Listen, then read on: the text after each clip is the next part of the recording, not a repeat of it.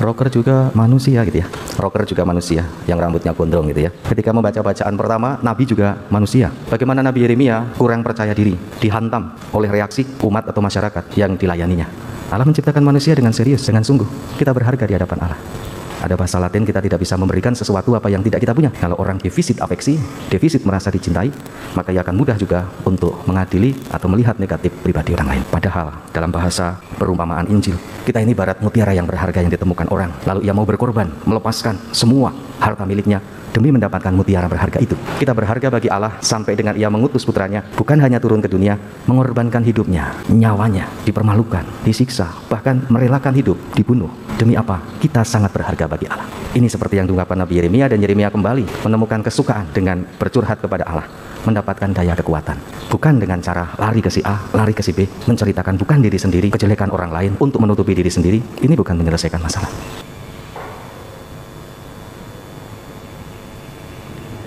Bila aku menemukan sabdamu, maka aku menikmatinya.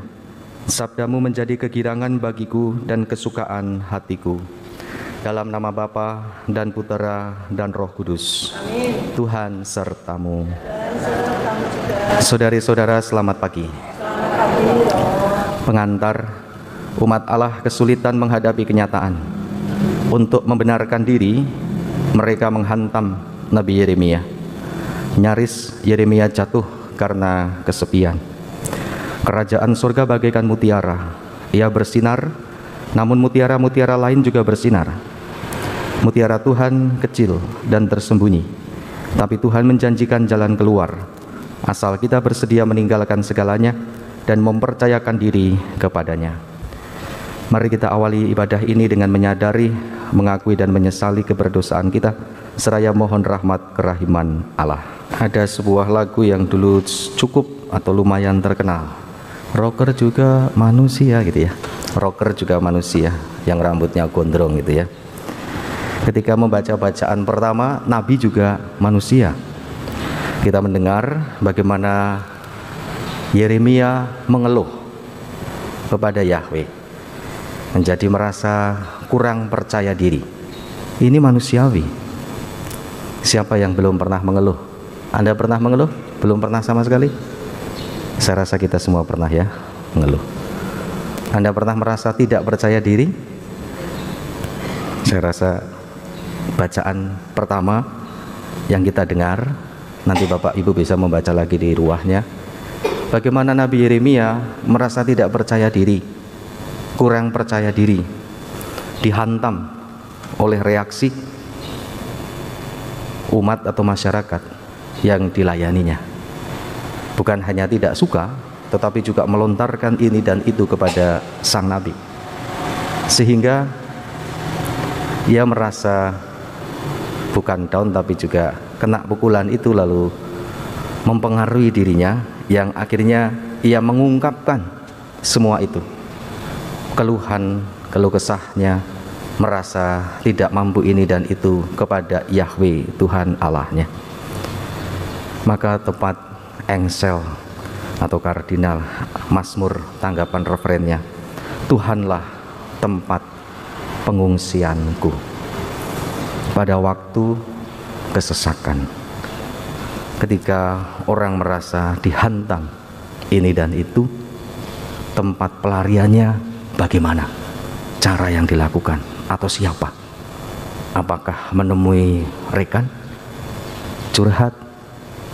Bukan mengolah batin, diam diri di hadapan Tuhan, lalu membawa dalam doa, tetapi mendatangi si A, si B, bukan hanya menceritakan diri sendiri, tapi justru untuk kompensasi menutupi itu, menceritakan orang lain. Berbuat dadi bolo aku, ngelek ki wong liya. Itu tidak menyembuhkan.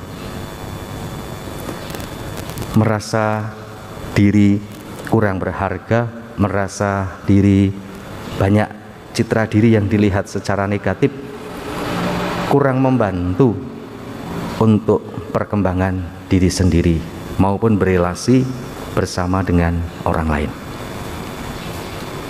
Padahal kalau dikaitkan dengan bacaan Injil, yang digambarkan mutiara yang sangat berharga. Kita berharga bukan karena prestasi-prestasi kita saja, karena kepandaian kita saja, karena cantiknya Anda, karena bagusnya Anda, karena daya tariknya Anda, bukan. Kita berharga karena Allah. Albert Einstein itu pernah menulis, Tuhan sedang tidak bermain judi atau dadu ketika Ia menciptakan kita. Jadi tidak untung-untungan atau sedang bermain dadu ya, bermain judi ketika Allah menciptakan manusia. Artinya apa? Allah menciptakan manusia dengan serius, dengan sungguh. Kita berharga di hadapan Allah. Kan kebutuhan dasariah manusia itu selain merasa pantas dicintai, juga merasa pantas dihargai dan yang lain-lain. Kalau ini tidak bisa dipenuhi dari diri kita sendiri, kita cenderung menuntut orang lain harus mengisi kekosongan saya. Dan ketika orang lain tidak mengisi kekosongan saya bereaksi, entah itu negatif, lalu menilai negatif orang lain. Yang harus memenuhi kekosongan diri kita, menyadari kita pantas dicintai, kita pantas dihargai. Ada bahasa Latin, kita tidak bisa memberikan sesuatu apa yang tidak kita punya. Kalau orang defisit afeksi, defisit merasa dicintai, maka ia akan mudah juga untuk mengadili atau melihat negatif pribadi orang lain. Padahal dalam bahasa perumpamaan Injil, kita ini ibarat mutiara yang berharga yang ditemukan orang, lalu ia mau berkorban, melepaskan semua harta miliknya demi mendapatkan mutiara berharga itu. Kita berharga bagi Allah sampai dengan Ia mengutus putranya, bukan hanya turun ke dunia, mengorbankan hidupnya, nyawanya, dipermalukan, disiksa, bahkan merelakan hidup, dibunuh. Demi apa? Kita sangat berharga bagi Allah. Ini seperti yang diungkapkan Nabi Yeremia, dan Yeremia kembali menemukan kesukaan dengan bercurhat kepada Allah, mendapatkan daya kekuatan. Bukan dengan cara lari ke si A, lari ke si B, menceritakan bukan diri sendiri, kejelekan orang lain untuk menutupi diri sendiri. Ini bukan menyelesaikan masalah. Moga-moga bacaan-bacaan kitab suci menginspirasi kita. Kemuliaan kepada Bapa dan Putra dan Roh Kudus.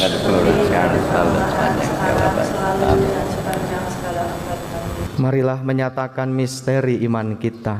Wafat-Mu Tuhan kami wartakan, kebangkitan-Mu kami muliakan hingga Engkau datang. Aku besertamu untuk menyelamatkan dan melepaskan Engkau. Kita duduk sebentar, ada sesuatu dari Dewan Paroki.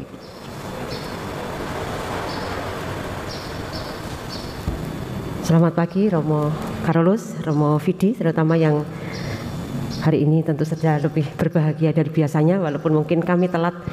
Umat Paroki Santo Stefanus Cilacap hari ini juga turut berbahagia karena 3 hari yang lalu Romo merayakan ulang tahun imamat yang ke-15. Kami hanya bisa berdoa semoga Romo senantiasa diberi selalu, mungkin tidak selalu sehat, tetapi senantiasa semakin sehat, dikuatkan dalam panggilan dan tetap setia dalam pelayanan, dan dengan sukacita mendampingi kami umat Paroki Santo Stefanus Cilacap dengan beragam keunikan, baik dari secara pribadi ataupun secara umum. Itu saja, karena mendadak saya juga bingung mau ngomong apa.